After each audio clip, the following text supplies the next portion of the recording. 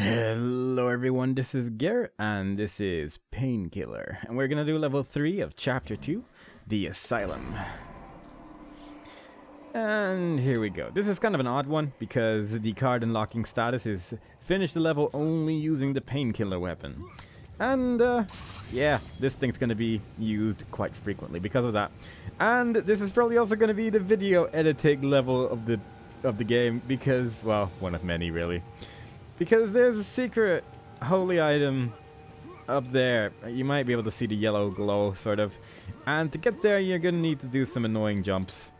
And given the history of my jumping so far in this playthrough, I wouldn't be surprised if this takes a while. Oh, well, so far, seems to be going okay. I might be able to... There are some rocks sticking out.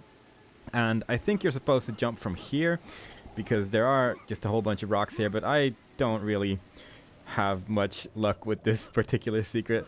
Just sort of nudge left and right. There is a platform you can jump on top of up here. Please, please, please, please. There we go.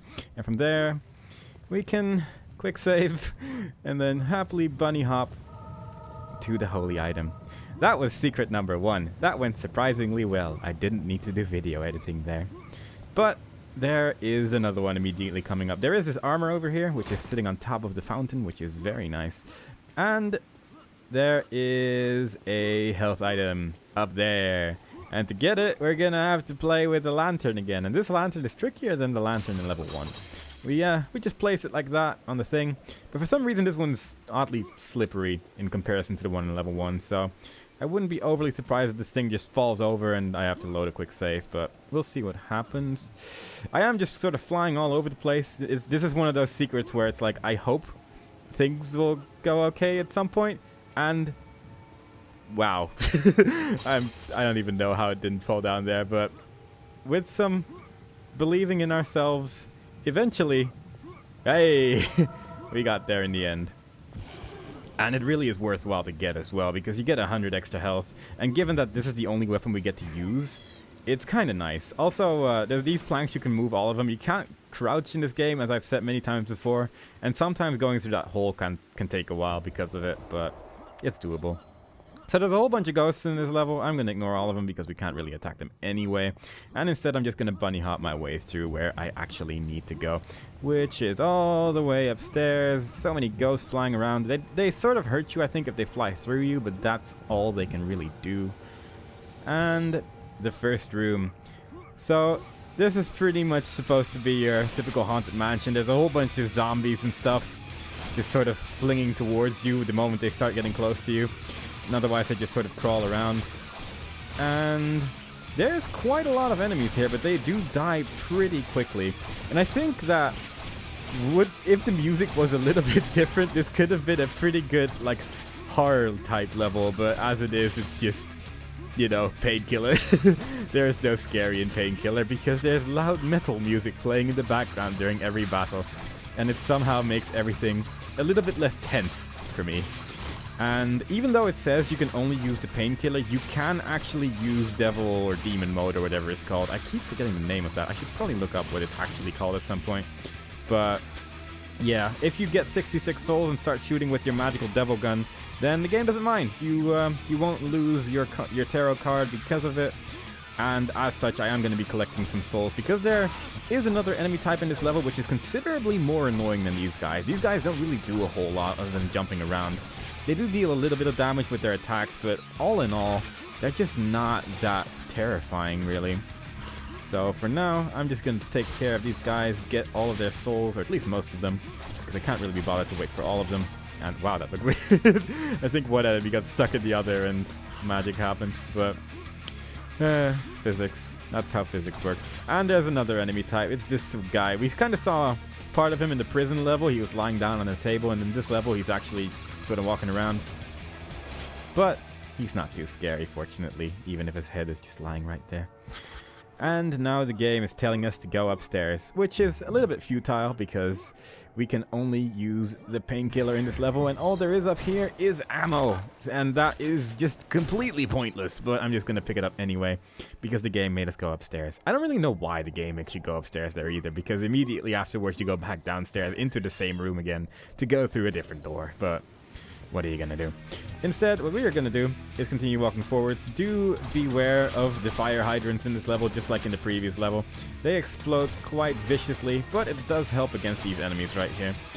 And there's also zombies in at least one in every room, pretty much, so watch out, because they do appear to just be sleeping, but then you get close to them and they wake up and just lunge at you, and it's terrifying when that happens. Especially when you're not prepared for it, but fortunately we are, and therefore we are not gonna die this day. And all in all, this is actually probably one of the easier levels because of it, just because the enemies we're fighting are not that strong, but I guess that's also one of the reasons why the tarot card is only using the Painkiller, because it's not really the best weapon we have right now, but it does work quite well against these guys. And had we access to the other weapons, then this level would just be a joke, really. Like, these guys would just get shotgunned down all over the place, and it would just be kind of mean in the end. And I don't want to be a meanie. Instead, I'm going to stand over here where they can't hit me at all and just shoot them. I guess we're being a little bit of a meanie here, but we're not being super duper meanies, so, you know. There's still several levels of meaniness. Okay, so these guys are the main problem. As you can see, that guy just exploded in my face, and he didn't do that much damage that time, and I'm honestly not even sure why. Because I've had those guys deal up to like 70 damage or so in a single attack. It's really annoying. Maybe it's because I still have a bunch of armor left, but they are strong, and they often hide behind corners and stuff as well, which is a problem with these weapons we have right now. We can't just lob a grenade around the corner and kill them. We actually have to walk around the corner. And we do have to kill every enemy to get through this level as well. So definitely be careful of these guys, because they can lead to all sorts of trouble, and we don't want that. We just want to have a good time in this haunted asylum. It's always an asylum as well lately. I don't know why, but strangely every game I've been playing lately has been having haunted asylums in it. Thief had a haunted asylum. This game has a haunted asylum. Outlast is basically haunted asylum the game. And, yeah, it just keeps going. But it's fine. This time we actually have a weapon and we can just destroy everything, and it makes everything a little bit less tense. But, yeah, like, a room like this, you don't want to walk inside that room because you'll just take a lot of damage you don't want to take. Let's not pick that one up just yet. I think there's still an enemy here which I can easily kill. Attacking a door for some reason, but, you know, he's not in an asylum for no reason after all. And wait for that soul, and move on. I'm actually going to destroy that, because I can already see the sparkles of our friend right there. And I don't want him to sparkle in my face. That is actually something I don't want at all.